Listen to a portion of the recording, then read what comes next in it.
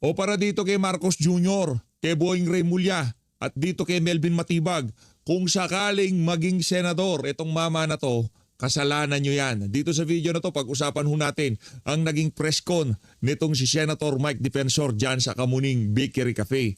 Pero bago ho yan, isang like at isang subscribe, masaya na ho tayo dyan. At sa mga gusto sumali sa ating community, yung join button nandyan lang ho sa baba. Hayon na nga, sanghayon ho tayo dyan sa sinabi na yan nitong si Sen Mike, na kung saan, kung meron mga personalidad na nagsasalita kaugnay sa mga kapalpakan o nakawan, anumalyang nangyayari sa kasalukuyang administrasyon, banatan nyo na lang yung personalidad na nagsasalita. Huwag nyo lang idama yung mga kapamilya, di ba? Kasi umiikot lang ang mundo. Baka bukas makalawa, ang kakasuhan naman, asawa ni Melvin Matibag. Umiikot lang ho ang mundo, di natin maalam. Baka sa susunod na panahon, biglang makulong si Lisa Arneta Marcos. Di natin alam, di ba? Hindi natin alam kung anong dala ng bukas. Kaya hanggat maaari, maging mabuting tao na lang ho tayo sa lahat ng nakakasalamuha natin. Panoorin ho natin ang press con nitong si Sen Mike Defensor. Game! Kung sakaling tumakbo yan, anak ng Petrang Garapata, sa lahat ng kababuyan na ginawa nyo sa mama, kahit na ika nga 5 beses lang yung tipong pagsuportang ibibigay natin sa kanya sa susunod na eleksyon, dito sa ginawa nyo na to, magiging 1,000,000% ang ating ibibigay kung sakaling ikakampanya natin yan si Senator Mike Defensor. Sen Mike, yariin mo silang lahat kung sakaling maging senador ka. Yariin mo sila sa galing ng trabaho. Hindi yung hindi yung pagganti. Galing ng trabaho, pakitaan mo sila kung paano magtrabaho ang isang Mike Defensor kung sakaling manalo ka.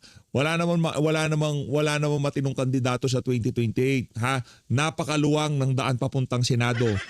Kung nagbabalak ka, heto na ang pinaka-perfect na pagkakataon para makasegue ka diyan sa chamber na yan. Ika nga. Eto, rekta tayo dito sa press con niya. Game! Tulad ng NBI at police para manggabit ng tao. Kasama na dyan ang BIR, kasama na yung ibang ahensya ng gobyerno. Yan. Kasi politika ho yan. Ang masama ay kung ang isang tao gagamit ng armas, mabuhudyok na gumamit ng armas para patalsikin ang isang presidente o ang isang gobyerno. In fact, kahit na yung people power is not illegal. Calling for BBM's resignation is not illegal. Calling for people power, for all of us to be together, magsama-sama tayo, hindi po yan illegal. Nagkaroon na ng dalawang desisyon ang saligang batas tungkol dyan. Ang masama, pagka nga po sa isang demokratikong setup na nagsasalita ka lamang at nagbibigay ka ng iyong pananaw o opinyon sa nangyayari sa inyong lipunan at marahil nagsasalita ka lang hindi maganda sa ilang mga kawani ng gobyerno o liderato ng ating bansa at ginigipit yung mga taong yan. Iyan. Kinakasuhan yung mga taong yan. Yan po ang hindi maganda. Di maganda yan. Sinabi ko nga sa kanila, alam niyo nung panahon ni Erap, bagamat ang isa ako sa pagruman ng impeachment, matapos ang impeachment, ako ang una niyang kausap. Ako ang nag-ayos para ilipat siya sa veterans. Ako din ang nag-ayos para magkaroon siya ng hospital arrest. Yan. At that time, nag-uusap kami ni Pangulong Erap pagka meron siyang pangangailangan. Namatayan siya, kailangan niya lumabas, kailangan niya lumipat, may kailangan siyang puntahan, kailangan apurbahan po yun And I was the one assisting.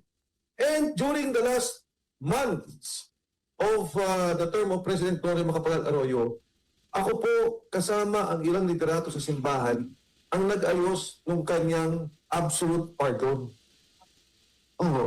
Kasi yan naman ay nasa larangan ng politika at bilang pagrespeto na dati siyang Pangulo ng ating bansa, bilang pagrespeto, hindi naman namin kailangan magdiinan. Hindi naman namin kailangan maggipitan ng isa't isa. Ngayon, sanay namin na Pilson, siguro lahat kami may kaso na Kahapon lang nakatanggap ulit ako. Dalawang kaso na final ni former Secretary Anyo and former Senator Trillanes. 5 cases. Kaya kayo, pag nag-live kayo sa akin ngayon, makakasama kayo sa ma-filean. Kasi yun lang ang kaso ko. Nag-live ako nung magsalita yung 18 Marines. So, ang aking mensahe, alam niyo ho, ang mga tao nagsasalita at may nakikitang pagkakamali, hindi dapat ginigipit ng gobyerno. Lalo tigil ang kanilang pamilya. There are parameters in a fight. Kahit na saang gera, Kahit na nga po sa totoong gera, may Geneva Protocol. Ang pamilya, May rules. ang pangkabuhayan, hindi sinasama ang mga taong hindi dapat isama. Ang dapat na awayan sa Kagaya ng mga yung mga eskwelahan, mga establishmento na hindi naman ika nga konektado sa mga nangyayaring hidwaan, hindi ho yan dinadamay. Di kagaya nung ginawa ng Amerika, di ba? Kaya sumiklab yung napakalaking kaguluhan dyan. Ang tinira nila eskwelahan, mga batang kababaihan ang nayari, di ba? politika ay yung mali. And the government has all the resources. Andyan sa kanya ang media outlets, meron siyang sariling government outlets, meron siyang writers, meron siyang mga manunulat, meron siyang social media, may pondo siya, in fact may mga trolls siya. Ang dali-dali niyang i-overwhelm ang mga nagsasalita laban sa kanya. Pero siguro mahirap pag hindi na nila alam kung paano hintuin ang katotohanan. Kung hindi na nila alam, patahimikin yung mga sinasabi. And so, Mr. Flores, if I may go to the point that I wanted to raise, I have here the copy of the Ombudsman complaint. Ito po yung complaint na ipinail Nako, yan na. at ipa-file ni Ombudsman Boying Remulla. Hmm.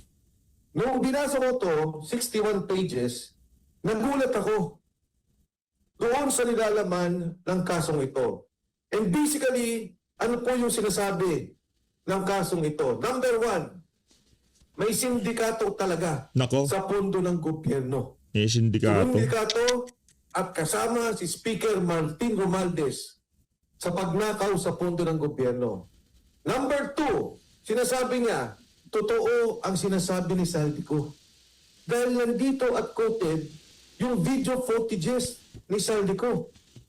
Ngayon sa akin, sa personal kong interest, hindi mo personal na interest, personal kong pagmamalasakit, binigyan, diin, at sinabing tama at ginamit ang affidavit ni Sergeant Gutesa.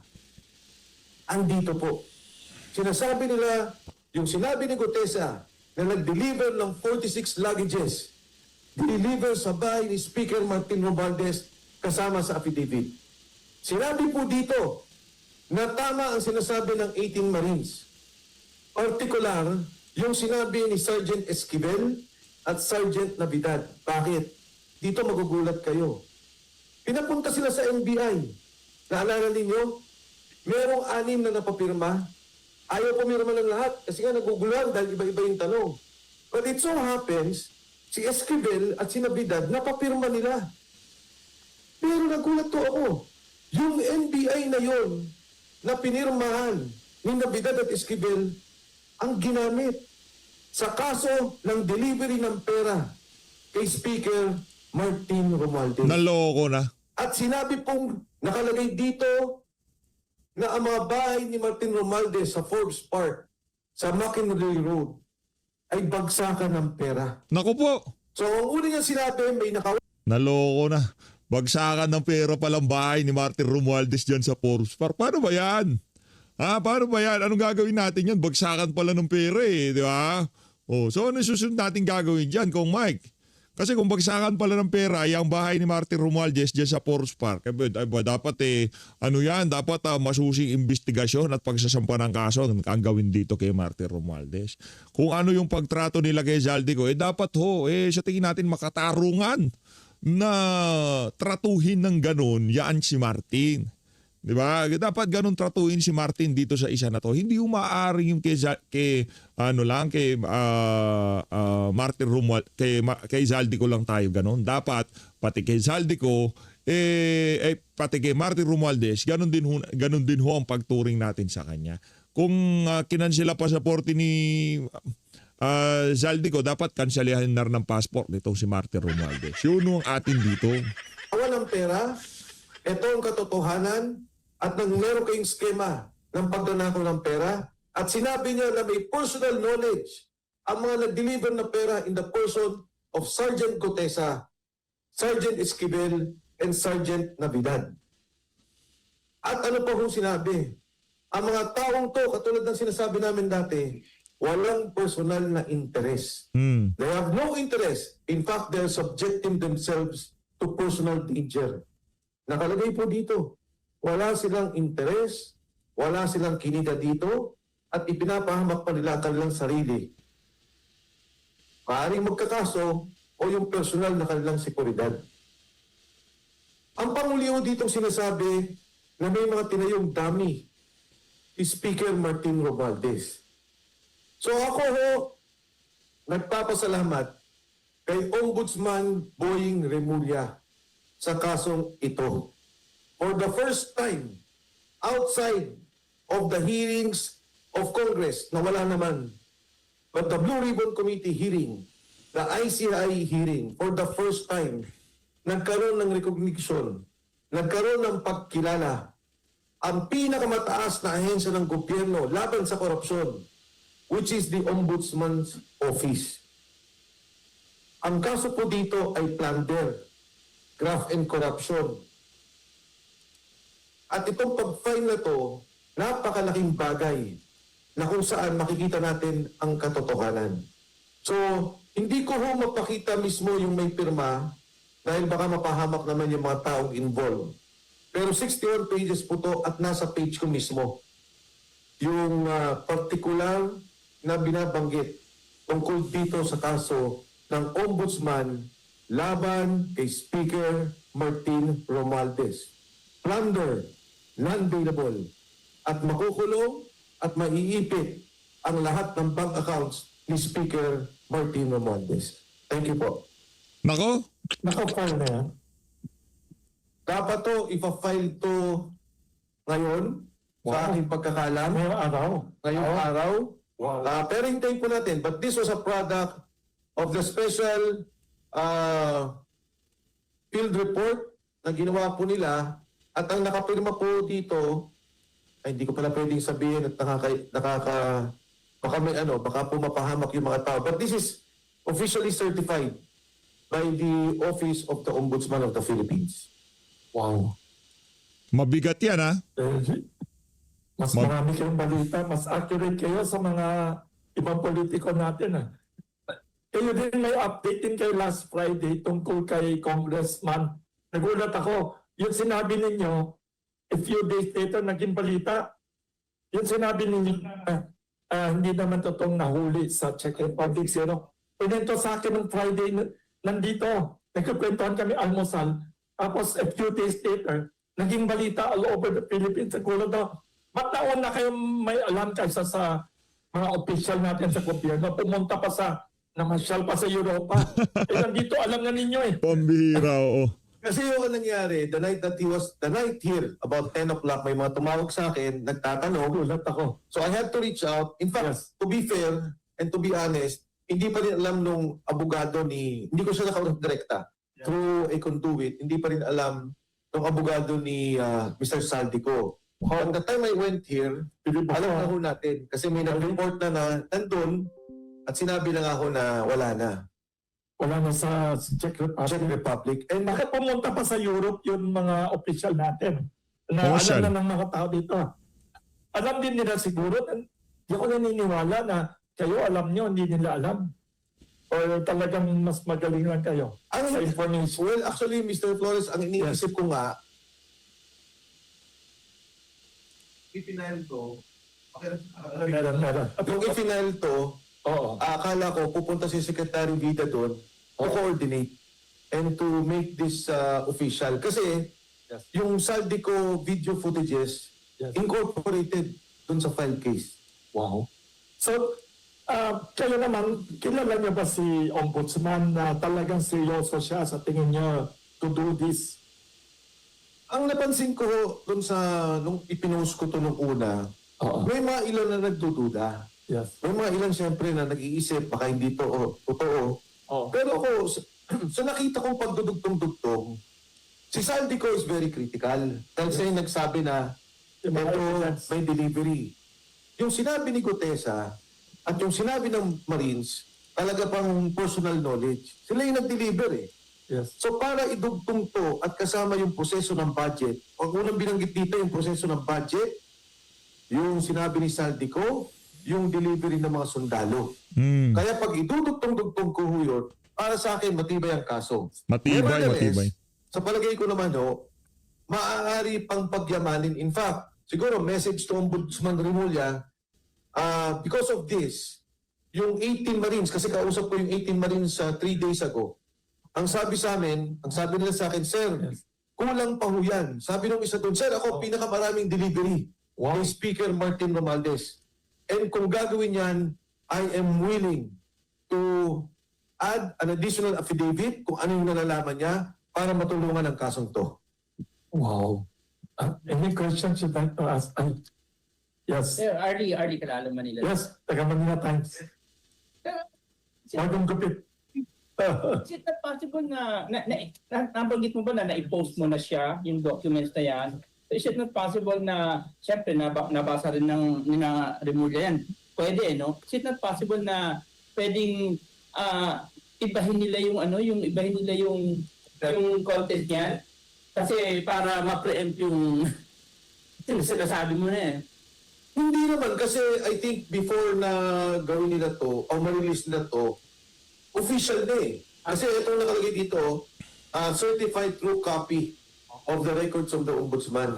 I-compile nila yan sa Sandigan Bayan, tama ba? Yes, oo. Kaya nga, nung una ko itong makita, kinonfirm ko pa rin talaga eh.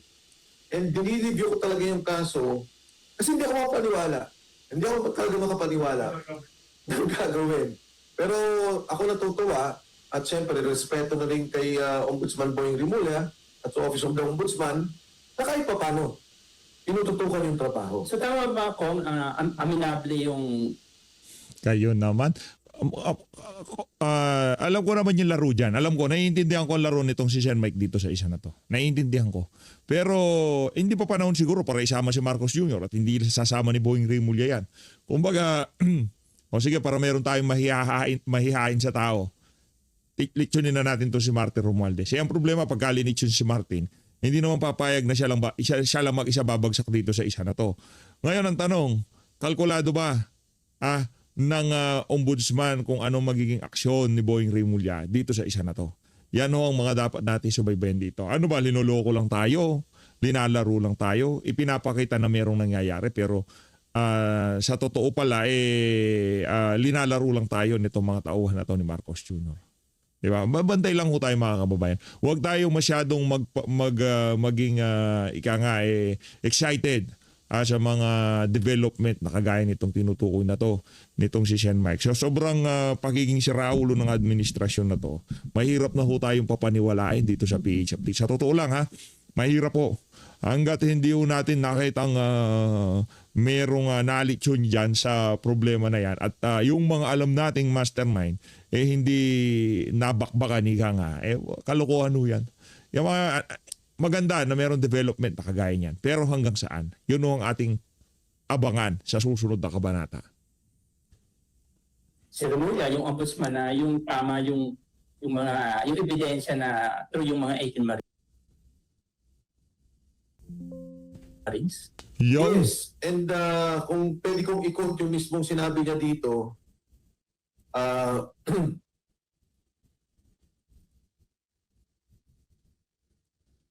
dalawa lang naman ng, yun lang naman sorry, babasahin ko lang yung heading ng binasa niya at paulit-ulit ko itong tinitingnan, nire-review.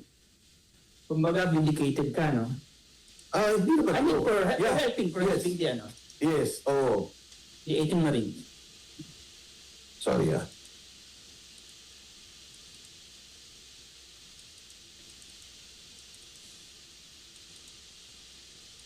So, ang unang dito, diniscuss niya nga yung budget. Tapos sinabi niya, testimony of Cotesa on the systematic delivery of cash proceeds in relation to Romualdez and Co. In fact, sinabi pa ako dito Sabi niya, Cotesa was presented before the committee through former Congressman Mike Defensor, introduced him and submitted his sworn statement. So sinabi niya, yung pagdala sa residences sa Horizon, yung diniliver doon na inakyat po na kay Saldico, tapos diniliver doon sa bahay ni Martin Romualdez. At sinabi din dito yung basura. Basura, so, yan. Makindi Road, binanggit, at saka yung Tamarin, nabanggit din dito. Tapos, binanggit dito si Esquivel at saka si retired Philippine Marines 2002 delivered in 42 McKinley. Navidad, hired January 2023, personal bodyguard of Coast Children and Security, and then noted delivery fellow former Marines during which he served as the driver and delivered the luggage to 42 McKinley, a property owned by Romualdez. Kaya po itong dalawa lang yung sa 18 Marines, kasi nga nung kwento ko yung nangyari sa inyo, pumunta yung 18 Marines sa NBI. So in-interview silang lahat. Yung 6 na papirma, sabi nung iba, teka lang, di ba ang usapan, before we sign, bago namin pirmahan, i-review ni Atty. Balikod. Sabi nung NBI, hindi, pwede na naman pirmahan ninyo. Nagkaroon ng konting misunderstanding. So tumayo silang lahat. Ang iwan lang nakapirma si Navidad at si Esquivel. Paano ko nalaman? Nung kausap ko yung 18 Marines, ang sabi ko, Navidad, wala si Esquivel dun eh. Sabi ko, Sarge, bakit ikaw lang yung nakapirma at naiwan? Sabi niya, hindi ko rin alam, sir eh. Sabi ko, ikaw lang ba yung pumirma nun sa NBI noon? Sabi niya, yes, sir. Kasama po ako at kasama sa Esquivel. Sabi ko yun. And then yung sabi ng isa, sir, dapat isama rin ako dyan. Ako pinakamaraming delivery. Sumagot din lahat. Sabi ko, kung kayo ba papagawain ng ombudsman ng affidavit for additional evidence para magamit, papayag ba kayo? Yes, sir. Papayag kami. Sir, last, yung sa dokumento na yan, si ano lang ba ang main respondent? Si Martin? At Martin anong Romualdez. particular na criminal charge? Okay. Criminal complaint, Basahin ko lang. please. From the undersigned Special Panel of Investigators, Office of the Ombudsman, as the nominal complainant, hereby files this complaint before the Preliminary Investigation, Administrative Adjudication and Monitoring Office, Office of the Ombudsman, against Ferdinand Martin Romualdez and Elizalde Saldico. For, number 1, the crime of plunder under Republic Act number 7080 as amended by Republic Act number 7659. Number 2, the crime of direct bribery under Article 210 of the Revised Penal Code as amended. And number 3, violations of Section 3A and 3B of Republic Act number 3019 of the Anti-Graft and Corrupt Practices. B, Ferdinand Martin Romualdez, isang case pa to, for indirect bribery under Article 211 of the Revised Penal Code as amended. And Ferdinand Martin Romualdez and Attorney Jose Raulito Paras for the crime of money laundering under Section 4, Republic Act number 9160 or the Anti-Money Laundering Act as amended. So plunder, direct bribery, anti-graft, kay Saldico at kay Martin Romualdez. Isa pang kay Martin Romualdez, indirect bribery. At isa pang kay Martin Romualdez with Attorney Paras, Joselito Raul Paras, money laundering or the Anti-Money Laundering Act. Thank you. Good morning, Congressman. I am Rolando from Manila Standard. Sir, you've mentioned about the NBI and the 18 Marines, sir. No? Do you think, or is it fair to say na nagkaroon ng lapse ang pag-imbestiga ng NBI sa mga 18 Marines given na 6 lang, according to you, ang pumirma dun sa report na binigay ng NBI? Pag tinanong niyo yung 18 Marines, kahit na from day 1, sinasabi nila maraming unrelated questions. Kaya doon pa lang sa simula, maraming naging problema eh, walang pagtitiwala. Kasi matanong sila, paano mo nakilala si Defensor? Paano mo nakilala si Larry Baligod? Tinulungan ba kayo nito? Binigyan ba kayo? Mga ganun tanong. So may kagad na problema. But nung pumasok na sila doon sa questions ng affidavit, paano nangyari ito, paano yung delivery, yun, sumasagot naman yung mga Marines. So, were there lapses? Nung umpisa talagang mabigat. Na hindi siguro maganda yung naging umpisa ng questionan. And I would think, kasi ito, ombudsman to eh. So malamang kung ano yung investigasyon ng NBI na ginawa, kinuha ng ombudsman at inintegrate na nila dito. So that is why, again, pinabanggit ko kay Ombudsman Rimulya, na unang-una pagpupugay sa kanya at sa kanyang opisina at yung 18 Marines ay willing tumulong pa para lalo pang mapalakas yung kaso because they can really put on record in detail. For the first time, ngayon lang naging official lahat ng sinabi ng 18 Marines on the basis of this Ombudsman report and case to be filed by Ombudsman Boying Rimulya. I was there po sir nung nagpa-press ko ng Pasig doon sa 11 naman yun na ano kasi di ba 18 Marines 17 nagpakita so 11 na yun. Maybe know kung nasaan sila at this time and are they with their families? Are they hiding somewhere or would you prefer not to disclose that particular information at this time? Siguro safe naman to say they're hiding. They're hiding.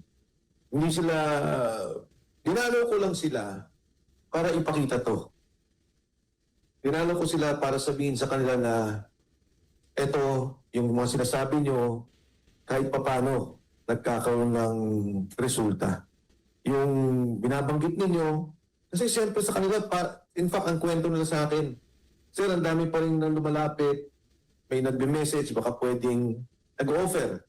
Pero sabi nila sa akin, di ko kami papayag. Itong ginagawa namin hindi naman sa pera, para sa bansa po to. So natuwa sila dito na nakita nila. Wait, provide. So, on the safety of the 18 Marines, I'm sorry to ask this, but is it true of the reports na sila ay binabantayan na rin ng state forces because of their testimonies? Yes. Yes. Yes. Oo, sinusundan kami. In fact, baka dito, sinusundan tayo nung, yung ilan ditong vloggers nung nasa Valle Verde, di ba bigla kaming tumayo dahil sinusundan kami. Anyway, going to that question, ito na yung pasabog ko na sinabi ko kay Mr. Flores na dito kay Peplay. So, Yan na, gagamitin ko nako. lang tong Ito na. Ito na ho. Ready tayo kay Secretary Mike Defensor.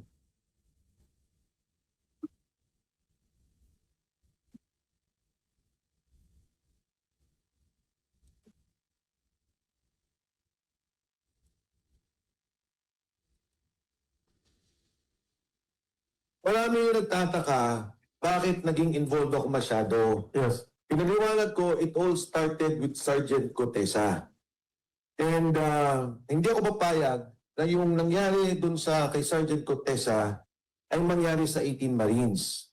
Bilang panawagan na rin muli sa ating gobyerno, partikular kay Ombudsman Boying Rimulya, na ginamit na niya yung affidavit ni Sergeant Cotesa, nananawagan ako na tulungan na. Total naman technically, kasama na natin si Sergeant, kasama na ninyo si Sergeant Cotesa. Yung kasong inilalaban ninyo ay galing sa mga pananalita ni Sergeant Cotesa.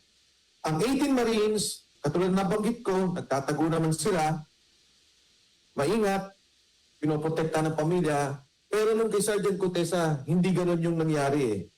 So I have here yung video clip ng phone call nung asawa niya. Yan. Ang nangyari was, Ito na to. may tumawag, kasi nung hindi nadadalo Sergeant Cotesa, may lalapit sa kanyang ex-marine na kasama niya, ibibigay yung telepono. So ang nangyari lang, siya mismo nag-video record yung asawa. Okay. At nagsasalita Sergeant Cotesa, this happened last year. Hindi ko mailabas-labas for fear na lalong gipitin si Sergeant Cotesa. Pero ngayon naman, na ginamit na ng gobyerno yung kanyang affidavit. Sana naman, again, apila kay Ombudsman Boying Rimulya, bigyan ng protective custody, hanapin at bigyan ng pagtatanggol, seguridad, si Sergeant Cotesa at ang kanyang pamilya.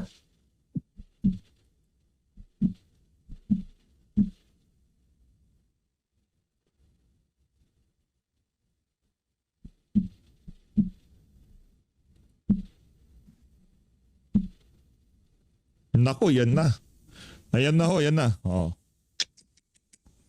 Pinakaabangan ng lahat yan. Game.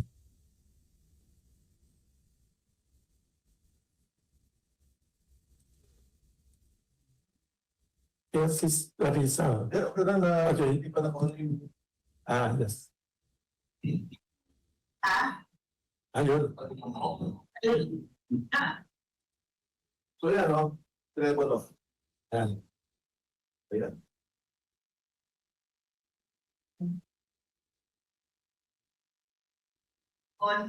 Lumilipat pa. Pinatong pa.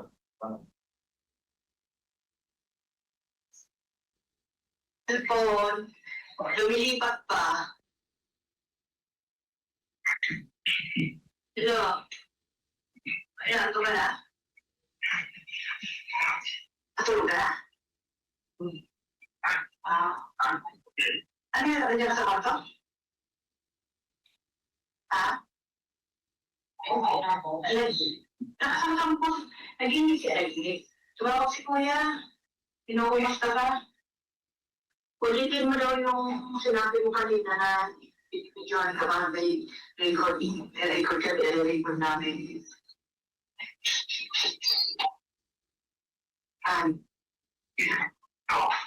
Yung tungkol dun sa pinabit na sino ba may gawa na ikaw o sila? Sila. Inari ko daw na. Nako. Sabihin? O sabihin mo na ano nangyari doon para may record namin.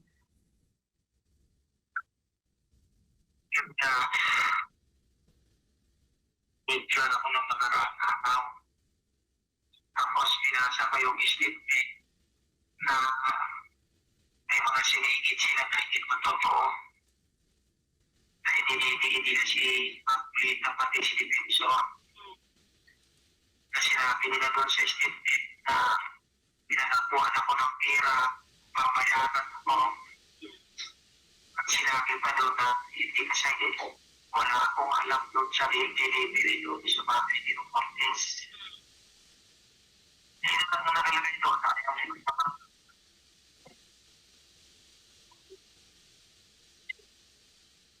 Yun lang ang pinirmahan mo. Yun lang. Yung kasi yun doon sa ano ko. Saan ba yun? Sa pinakahuli? Sabi yung Kita? sa akin doon, ako na tapos may video. Ang haba naman. Sinabi ko nga Pero yung affidavit mo nung una, nandun pa yun. wala yung iba. Bago na yun. Ay, may ginawang panibagong affidavit para basahin mo. Kung pinangako naman sa'yo nung una, nung pinirmahan mo, hindi na ilalabas yun. Sabi nila, ilalabas. Bakit ka pa nila pinabasa? Anong sense nun? Hindi ko alam po. Dadalhin daw sa korte para mawala yung kaso ko. Yan yung sabi. Nung ayaw mong basahin, anong ginagawa nila sa'yo? Pinag ako basahin ko eh. Kaya wala ko ba?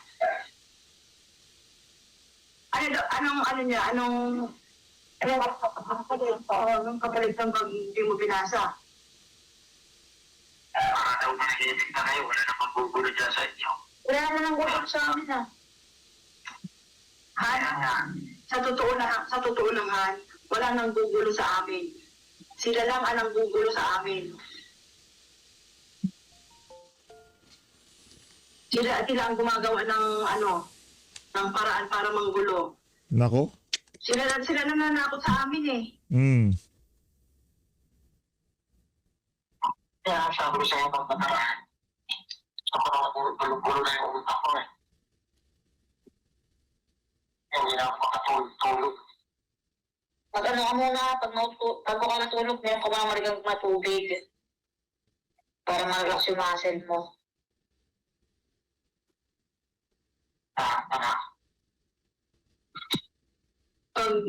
Pag sinabihan ka na palabasin ka dyan, mag-text ka sa akin ha.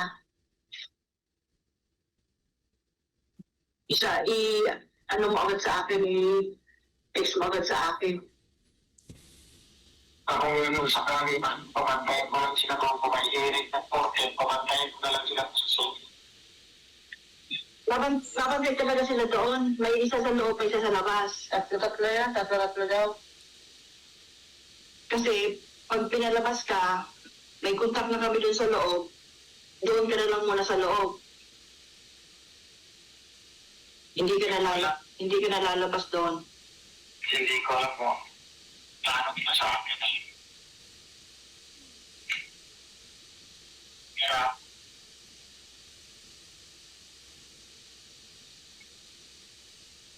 Cellphone. It was recorded last year pa po. Last year. And that was the last conversation of the wife to Sergeant Gomeza. Kasi nag-worry ako sa kanya, hindi ko siya nag-worry ako, hindi ko nakikita. So, sabi nung isang kasama, I think kaya sinabi, di ba, nung si Kuya, kung pwede record ninyo.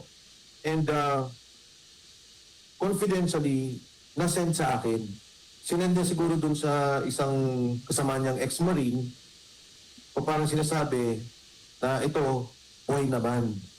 Except, kung pansin nyo, ang sinabi niya, di ba, hindi ko lang kung palalabasin ako. Pag pinalabas ako, paalalayan niyo ako. Yun yung Senate hearing dapat na hindi natuloy. Na kung palalabasin ako, sabi, sige, may contact na kami sa loob and hindi ka namin papalabasin na. The plan then was, pag pinalabas siya, hihilahin namin siya sa office ni Senator Marcoleta. Isi-secure na muna namin siya. That was the plan then. Pero yun nga nangyari, hindi lumabas.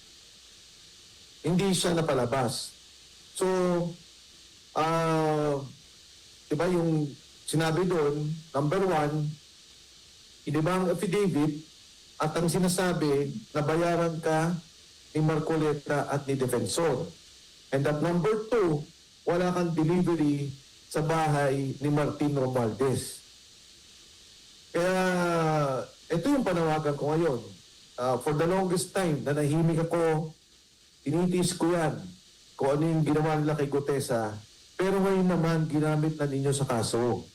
Kasama nyo na sa kaso, sinabi nyo na yung mga sinasabi niya ay sangkap doon sa final kay Speaker Martin Romualdez. And nananawagan ako kay Ombudsman na kung maaari, within his authority, within his sphere of influence, ay maprotektahan na. Makuha si Sergeant Gutesa, mapalabas na at maprotektahan siya at ang kanyang pamilya. Dahil ang paniwala ko, Wilson, kung siya lang, hindi mo tatakot si Gutesa. Kung siya lang, hindi atras. Pero, again, narinig nyo naman, di ba? Sabi, titigilan na kayo. Sinabi niyang kaso, aatras yung kaso sa'yo, yun yung kaso sa affidavit na i-final sa Manila. Na sinabi doon na siya ang kakasuhan pa. So, yun yung binabanggit doon. So, again, thank you sa inyong lahat for that opportunity. Kasi ngayon ko lang ito nilabas. First time. And I hope that this will help Gutesa and his family. Dahil, again, siya ang kakampi ng ombudsman sa kasong to. Ang last na nakuha kong information, ang sabi nila is buhay and sabi nila kasama daw yung pamilya. Ayos. Kung saan, hindi ko alam. Pero I'm sure hindi din siya abroad. Kasi makikita naman sa records kung nag-abroad eh.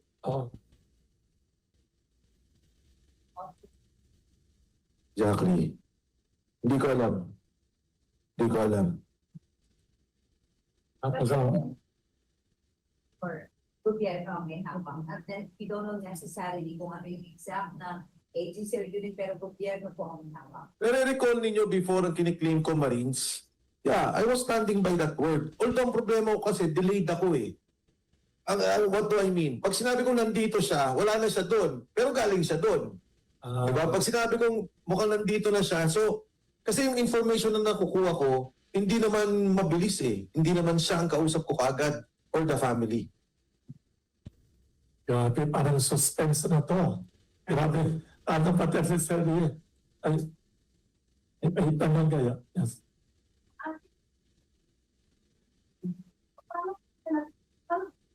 Kung Oo.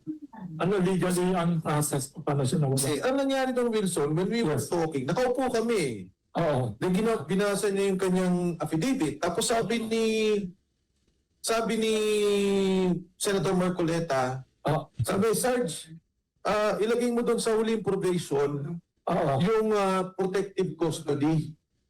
So sabi niya, okay. So kung panoorin niyo yung Senate hearing, sinabi niya na umiling po ako, Oo. nabigyan ako ng proteksyon Oo. ng Senado. In the middle of the hearing, nung pinapanood ko siya, nagulat ako, sabi na niya, hindi ko na ho kailangan ng proteksyon ng Senado o proteksyon ng DOJ. Diba ganun yung nangyari? Tapos sabi, tinanong siya ni Senator Bato, sabi, ba talaga yung Marines? Oo. From there, alam ko napunta siya sa Marine Compound. Kasama nung MC2. Sa pagkakaalam ko ha, MC2. Oo. Pagkatapos nun, wala na. Wala na. Hindi. In fact, paglabas pa lang ng Senate, wala na akong alam. Hindi ko na siya namomonitor. Bigla na lang magpaparating ng balita. Pinapasabi sa inyo, ho, nandito siya sa ganito. O pinapasabi, nag-safe siya dito. Mga ganun na lang. Information. Kung sino kumuha sa kanya, saan siya dinala, papaano siya Okay. Ang kwento, mukhang ang kwento is, nung una, totoong proteksyon. Protect by his former na mga kasama at saka yung unit niya.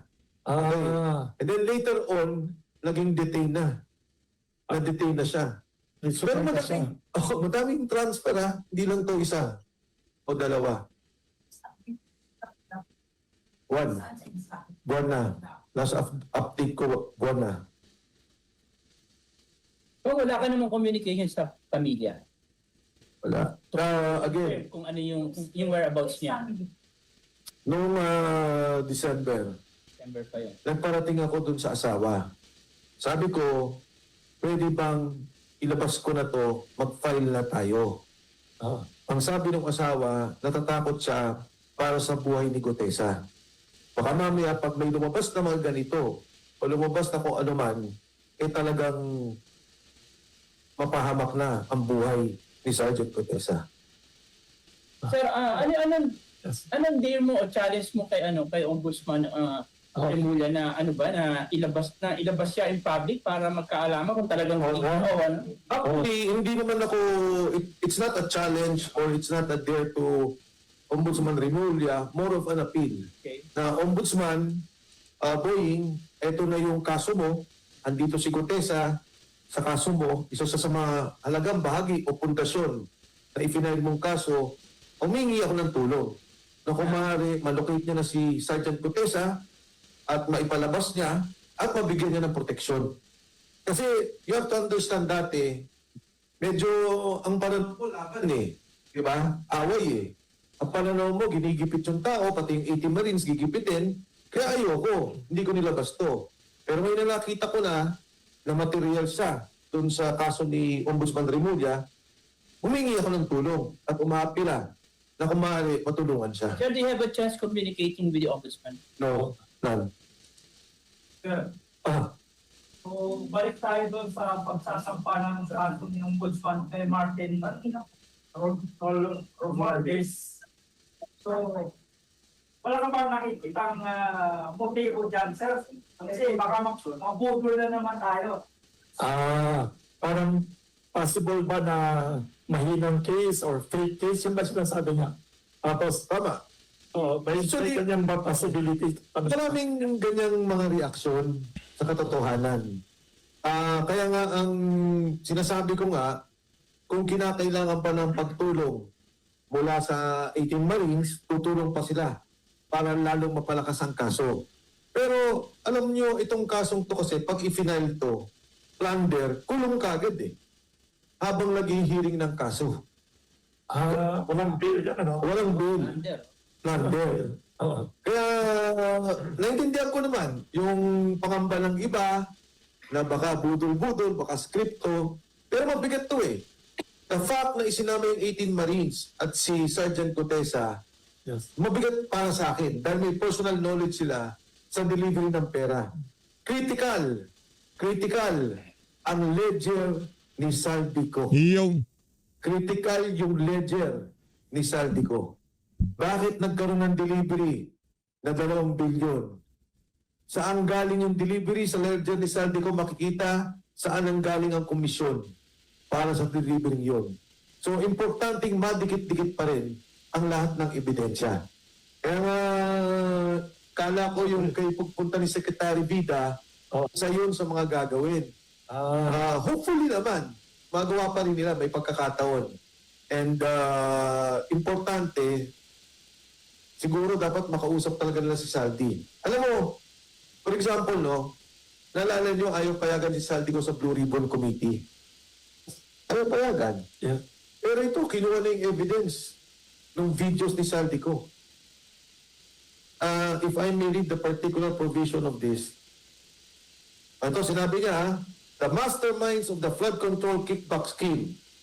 At the time relevant to the controversies, Romualdez was representative of the District of Leyte. Tapos sinasabi niya dito, notably, Romualdez himself, the Speaker of the House, possesses vast powers which are but not limited to the following: management of the committee, blah, blah, blah. So parang sinasabi na niya yung relationship. Ngayon, admissions and Hey na nga mga kababayan, kung gusto nyo panoorin ang kabuuan ng presko na yan, itong si Senator Mike, punta lang ho kayo dyan sa Kamuning Bakery Cafe. Maraming salamat po mga kababayan, mag-ingat po kayo lahat ng Pilipinas.